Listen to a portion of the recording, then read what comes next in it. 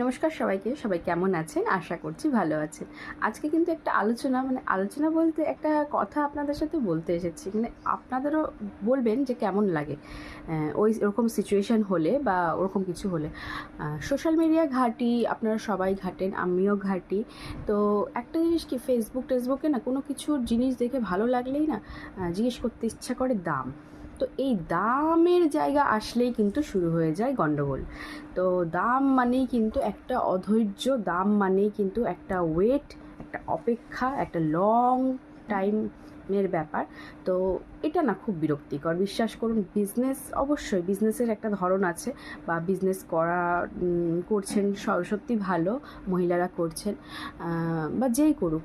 তো একটা জিনিস কি, দাম যখনই জিজ্ঞেস করতে যাব, লেখা হয় পারচেস প্রাইস পিপি অথবা প্রাইস কত। তো সেখানেই হয়ে যায় একটা জায়গা, বলে দেয় হোয়াটসঅ্যাপ করুন, নতুবা বলে আগে ইনবক্সটা হতো, কিন্তু এখন আর ইনবক্সটা হচ্ছে না, এখন হচ্ছে হোয়াটসঅ্যাপ করুন। কেন? মানুষের কাছে এত সময় নেই যে আপনার নাম্বারটাকে ডায়াল করে সেভ করে আপনাকে মানে কি বলবো, আবার হোয়াটসঅ্যাপ করবে, ওখানে গিয়ে আপনাকে জানাচ্ছে দাম, আপনি ওখানে বলে দিচ্ছেন আবার হোয়াটসঅ্যাপ করুন। মানে এটা না, কারোর আজকালকার দিনে সবাই ব্যস্ত। আপনি যেমন কাজ করছেন ব্যস্ত, এরকম কিন্তু সবাই ব্যস্ত আমরা। তো কারোর হাতে না অত সময় নেই যে হোয়াটসঅ্যাপে গিয়ে জিজ্ঞেস করা। এটা আমার পার্সোনাল মতামত।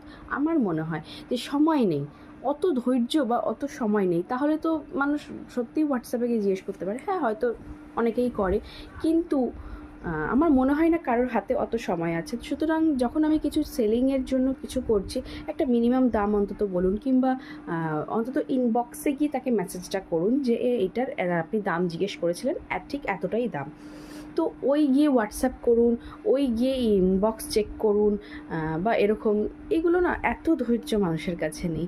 সত্যি কথা বলতে গেলে এখন উচিত অন্তত কিছু জিনিস সেলিংয়ের জন্য পোস্ট করলে অন্তত যেন প্রাইসটা বলে দেওয়া হয়।